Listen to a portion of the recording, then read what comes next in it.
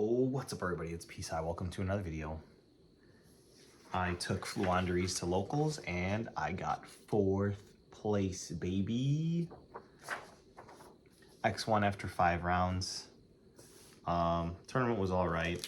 The entry pack, OTS 28, and I got 3 packs of Justice Hunters.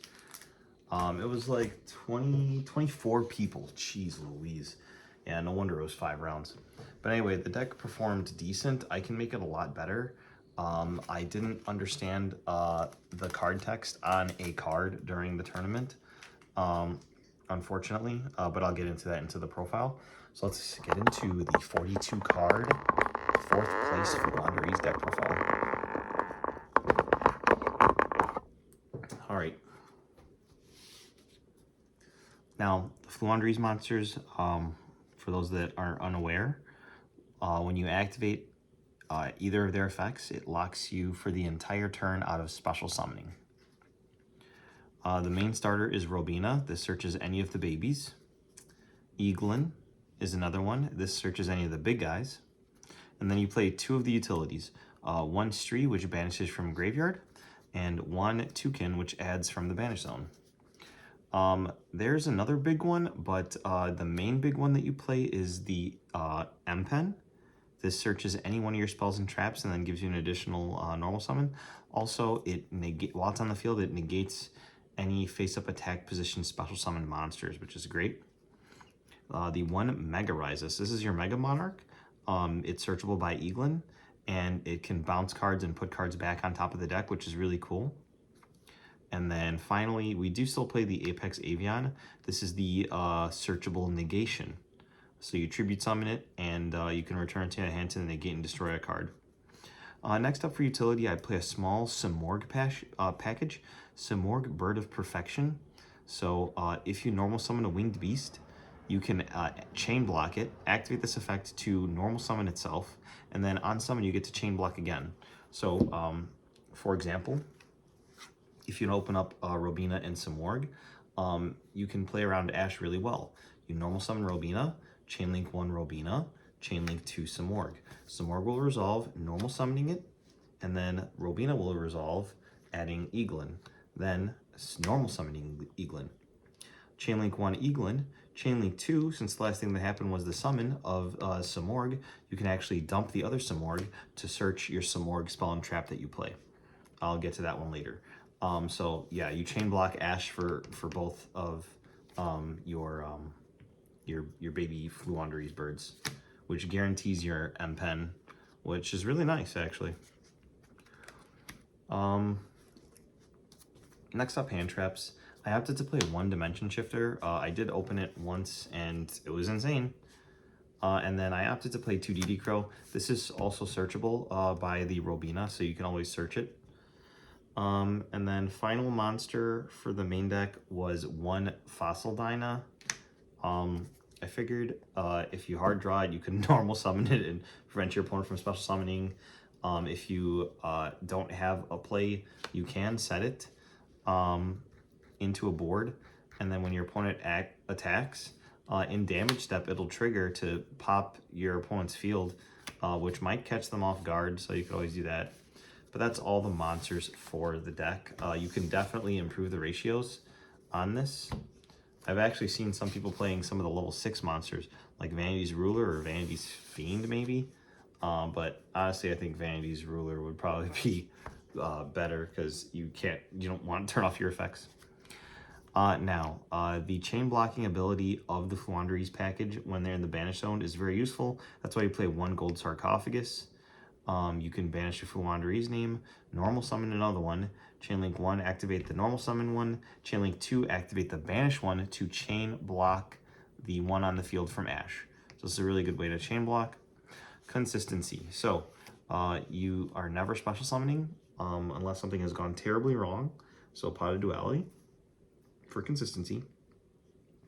3 of the Floowandereeze spell, the quick play spell, which is the Advent of Adventure. So you get to banish from your field or hand any winged beast monster, and then search any Floowandereeze monster or Floowandereeze field spell. which is really great. And you gain 500 life points. Next up, the other broken Floowandereeze card is the Magnificent Map. So this lets you normal summon when your opponent normal summons, and you can reveal a Floowandereeze card in your hand, banish another one, and then immediately normal summon the one that you revealed, which is really nice. The main deck Simorg spell and trap that we play is Elborz. So this is an attack boost for your guys. You can also reduce the amount of tributes that your level 5 or higher winged beasts need. And then in addition to that, if you control a winged beast, you can get an additional normal summon in your turn, which is really useful. And it really helps that it's searchable. It lets you have more pushes with your hand. Next up, Terraforming to search any one of these 4. And then for the next card, this is the Unexplored Winds. So this is searchable by MPen since it has Floowandereeze in the name. This is a really broken card. It's got 2 really broken effects. Its on-field effect is you can activate it to draw cards. So you reveal winged beasts in your hand, up to 2, put them on the bottom of the deck, and then draw an equal number of cards. And then its other effect, if you're ever tributing a 2 tribute monster, so this works with your MPen, it works with your other big birds. It even works if you have Nibiru the Primal Being or Fantastical Dragon Phantasme. When you normal summon them, you can actually send to the graveyard any card your opponent controls as part of the summoning condition. So you just activate this, normal summon, you send a card that you control, or a monster you control, and then any one of your opponent's cards to the graveyard, and that's it. You're on, it's summoned. And this works really well during your opponent's turn. So I like to prioritize getting access to this because it's not only a draw engine that can recycle your engine, because eventually you get all 4 big bird names out of your deck and your Eaglin is dead. So a really good way to do that is to put them back into the deck so that your Eaglin is live again, because if it can't add, you don't get the additional normal summon. Next up, I opted to play 2 copies of Swallow's Cowrie. I was really excited when this card came out in Phantom Nightmare, sorry. It's basically another couple of copies of the Advent of Adventure. The Advent of Adventure searches any Floowandereeze card, but this can banish a winged beast from your hand or face-up field, just like the Advent of Adventure, but it searches a winged beast with the same level as the monster banished. So that's slightly different. I mean, obviously you can only use this once per turn, and you don't gain the 500 life points, and it's not searchable. But it really makes DD Crow a useful card to have in extra copies. So it's either a hand trap or it's a really good target for Swallow's Cowrie, which can increase the consistency of the deck. I think in future iterations, I'm going to change around the ratios. And I think I might play 3 of this with 3 DD Crow just to see how I like it.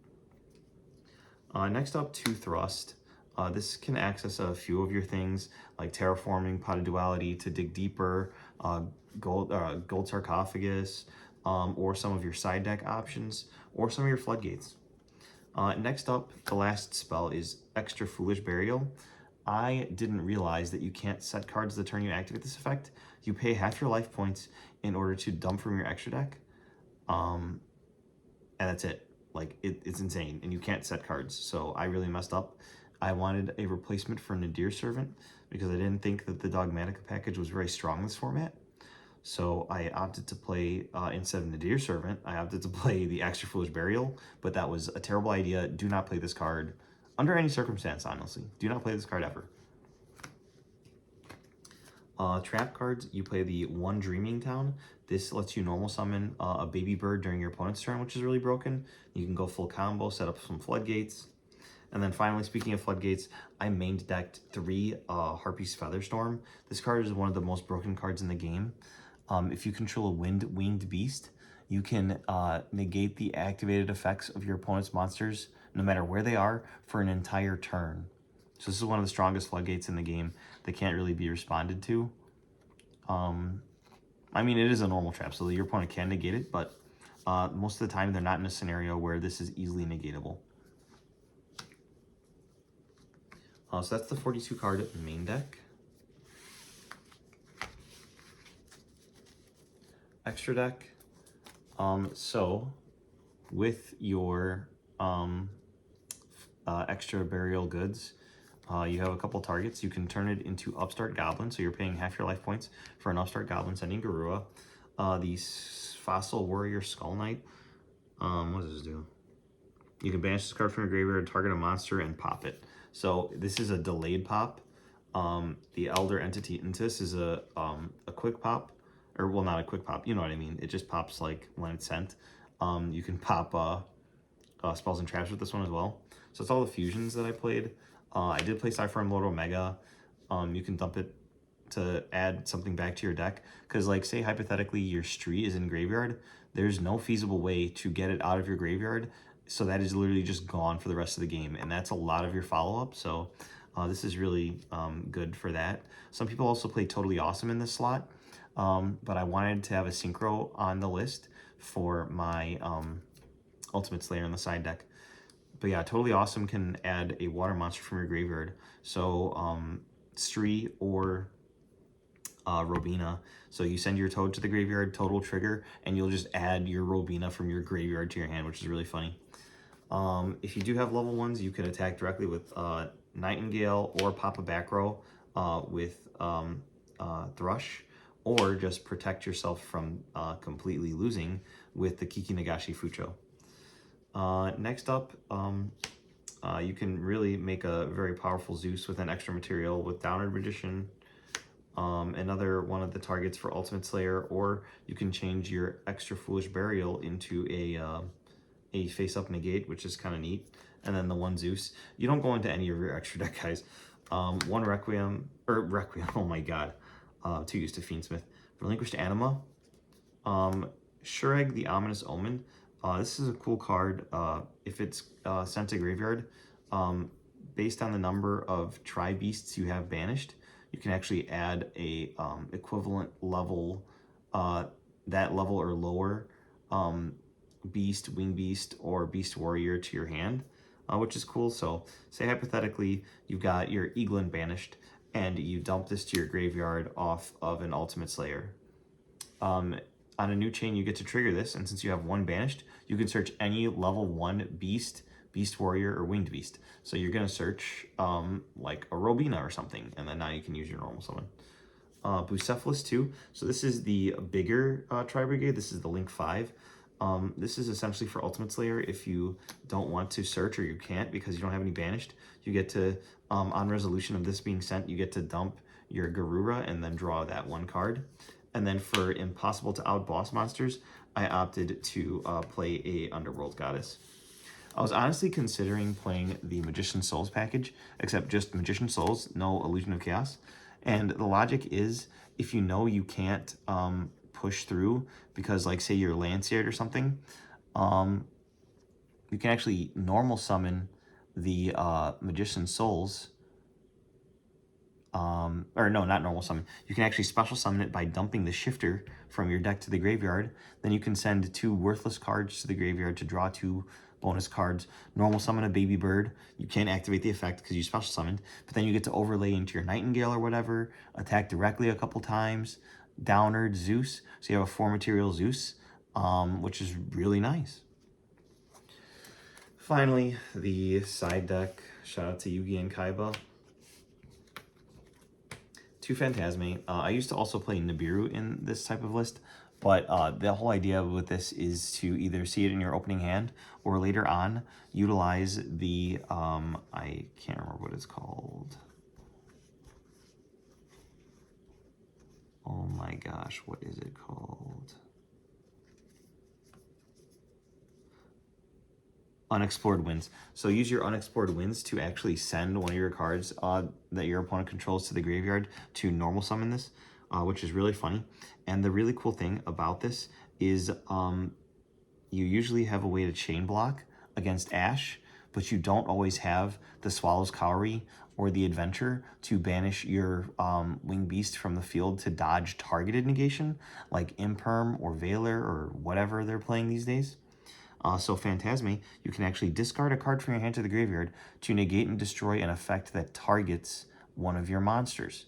So this is protection against your opponent's Veiler and Imperm if you think they're going to have those. So Phantasme is actually a really cool sleeper card for Floowandereeze, especially turn 0 when you're going to use its effect to special summon. and draw cards, and you're not going to normal summon any Robinas or Floowandereeze monsters. Or later on in the game, when you have your unexplored winds set up so you can send their cards to the graveyard and have extra tribute summons in your hand. I opted to play the second Fossil Dyna in the side deck. If you know you're going first, you put it in, and you can normal summon this off of M-Pen's effect. The Tiny Birds only let you summon Winged Beasts as an extra normal summon, but M-Pen lets you summon any monster after it, which is why I played the Dogmatica package, because you would summon the Ecclesia after the M-Pen. But we're just hoping to hard draw the Fossil Dyna here. Next up is Harpy's Feather Duster. So, if your Harpy's Feather Storm is destroyed for some reason, like my round 4 opponent, Michael, getting the Harpy's Feather Duster to wipe out my back row, you can actually search the Harpy's Feather Duster off of this after you chain it. So you just chain link to this, then it gets destroyed, then you can search this. Some more Repulsion. This bounces all spells and traps back to the hand, if I recall correctly. And it has Simorg in the name, so instead of searching Elborz, the field spell, you can actually search this. So you do have a searchable way to obtain a spell and trap removal.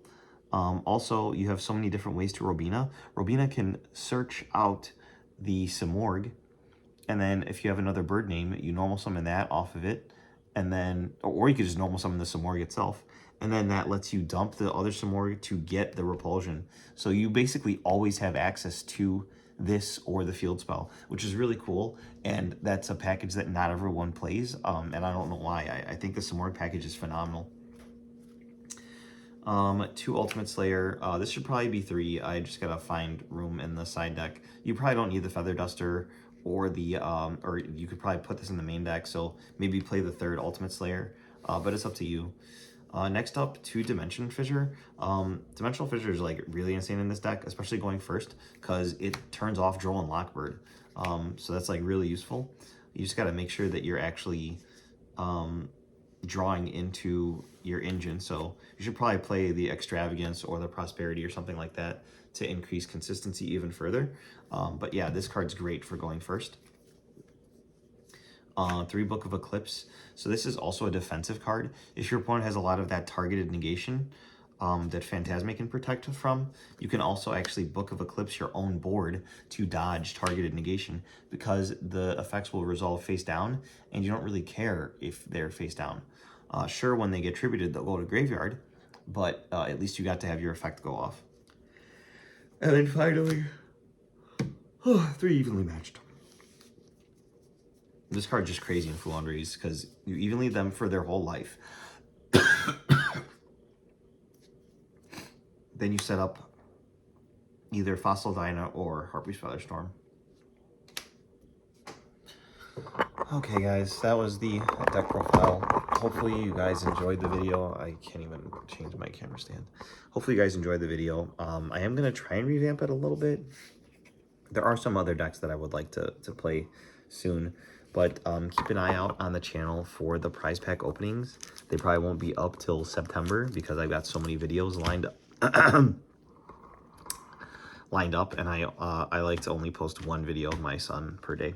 But yeah, hopefully you guys enjoyed this updated Floowandereeze list. Let me know how you would change the deck, and that might be featured in my next video where I try to revamp the deck. So hopefully you guys enjoyed. See you in the next one.